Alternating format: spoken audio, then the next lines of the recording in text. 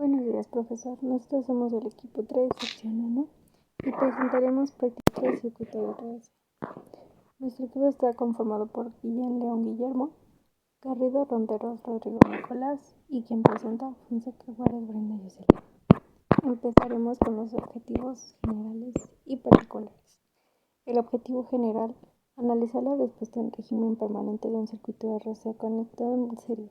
Para lo anterior es necesario alcanzar los siguientes objetivos específicos, los cuales son: confirmar experimentalmente el valor de la impedancia en un circuito de RC, verificar las relaciones de tensión existentes entre la fuente de alimentación y los elementos pasivos, determinar el desfasamiento de ondas de los elementos pasivos respecto a la fuente de alimentación, realizar la medición de corriente eléctrica en el circuito y comprobarlo de forma analítica. Marco teórico. Para almacenar cargas eléctricas se utiliza un dispositivo llamado capacitor o condensador eléctrico. Un capacitor básico consta de dos láminas metálicas separadas por un aislante o dieléctrico que puede ser aire, vidrio, mica, aceite o papel encerado. Las características de este: la capacidad o capacitancia de un capacitor se mide por la cantidad de carga eléctrica que puede almacenar. La relación entre la cantidad de carga Q almacenada entre las placas de un capacitor y la tensión B producida será una constante que refleja la capacidad del capacitor para almacenar la carga y se llama capacidad C. Tipos de capacitores: capacitadores eléctricos electrolíticos de aluminio. Son capacitadores que están conformados de dos tiras enrolladas de papel aluminio con una tira de papel absorbente entre ellas que se empapa en una solución de electrolito. Condensadores de tantalio. Están fabricados a base de pentóxido de tantalón. Condensadores de cerámica. Son uno de los tipos de capacitadores más utilizados y están compuestos por ácido de titanio. Condensador de poliéster. También se le conoce como capacitor de película. Capacitador de polipropileno. Estos capacitadores tienen un dieléctrico que está hecho de películas de polipropileno. Representación fasorial. En la siguiente figura puede verse un capacitor en un circuito de una única malla, con un generador de onda sinusoidal de frecuencia angular y amplitud. A la derecha de la figura vemos un diagrama fasorial de tensión y corriente del capacitor. La explicación física de la traza de 90 grados de la tensión respecto de la corriente es que la corriente se establece instantáneamente, pero la tensión no, debido al tiempo que tardan las placas del capacitor en cargarse. Representación sinusoidal. La representación de dicha proyección es x igual a por seno wt. El ángulo que forma el vector rotatorio en el eje horizontal se denomina fase del movimiento. Cada punto sobre el círculo se corresponde con un punto en la sinusoidal. Potencia activa, reactiva y aparente. La potencia activa o potencia real, representada por la letra P, es la potencia útil, es decir, la energía que aprovecha una instalación para hacer funcionar un equipo eléctrico y generar trabajo o calor. En otras palabras, se trata de la energía que realiza el trabajo, como puede ser el caso de la luz que proporciona una lámpara.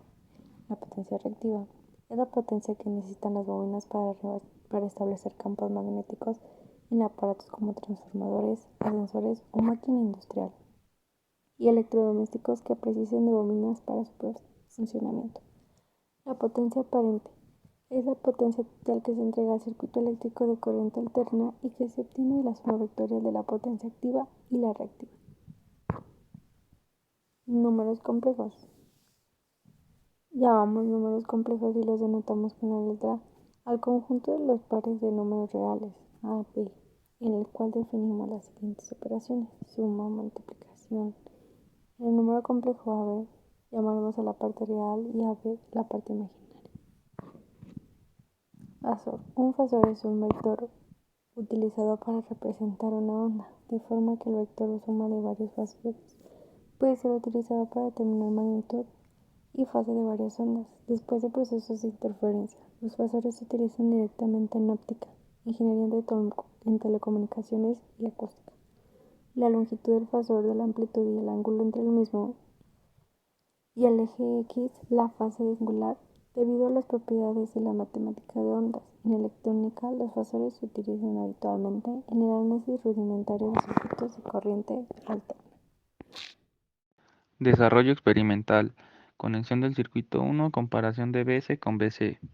Como se puede ver en la imagen, aquí si usamos un transformador, del neutro del transformador lo conectamos a un caimán negro y de la fase conectamos un caimán rojo a una punta de la resistencia. Mientras que del canal 1 del osciloscopio, la punta roja la conectamos a la fase del transformador y la punta negra a un caimán amarillo, y ese caimán amarillo va conectado al neutro de nuestro transformador. Ahora de una punta del capacitor conectamos un cable amarillo, y ese cable amarillo igual va conectado entre el neutro de nuestro transformador y el cable amarillo que ya antes habíamos mencionado. De la otra punta de la resistencia sacamos un caimán verde y ese lo conectamos a la otra punta que quedaba libre del capacitor.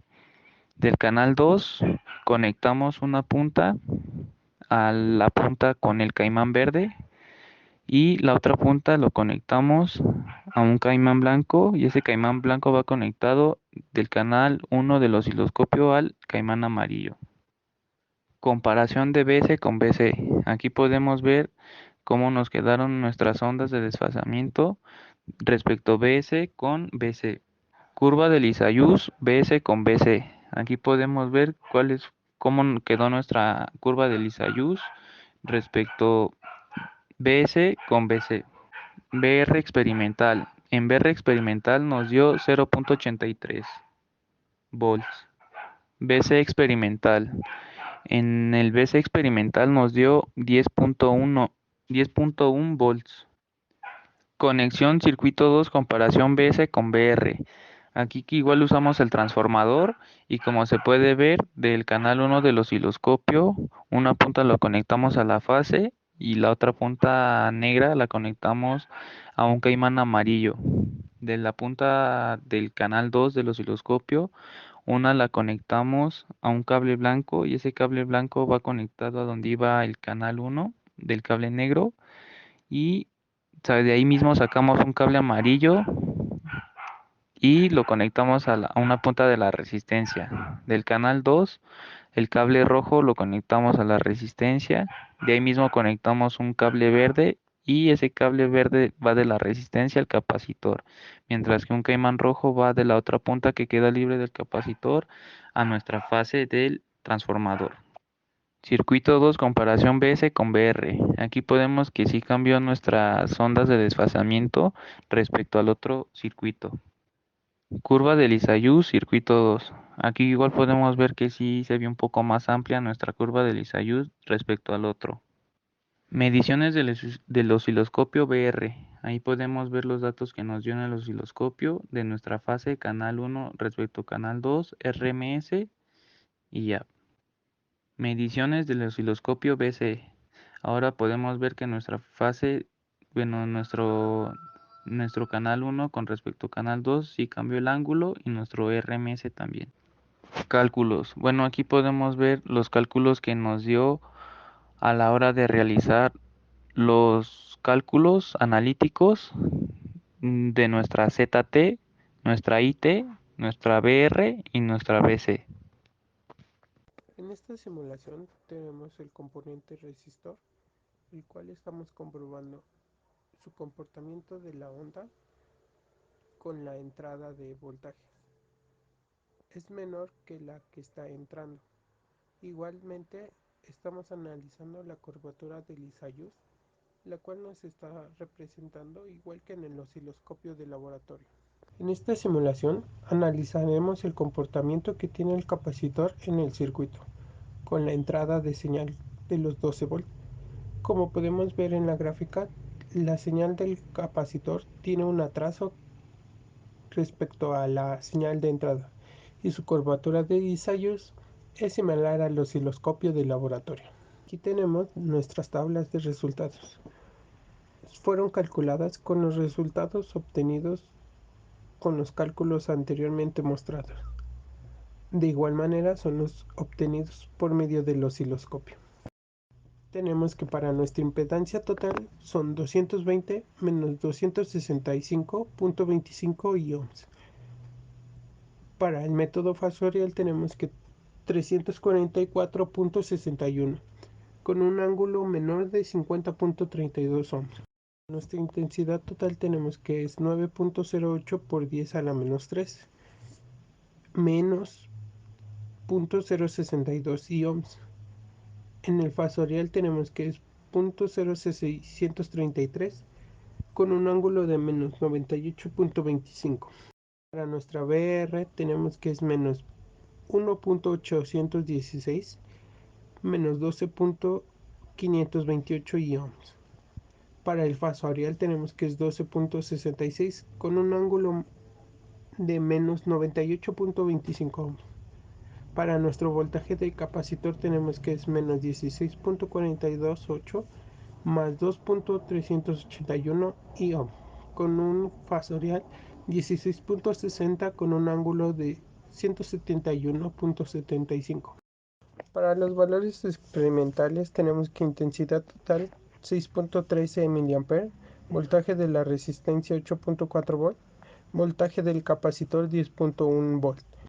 Para el ángulo obtenido de BS contra BR tenemos que es 48.9 grados y para nuestro BS correspondiente al capacitor tenemos que es menos 55.3. Conclusiones. Identificamos el comportamiento de un capacitor que está en un circuito.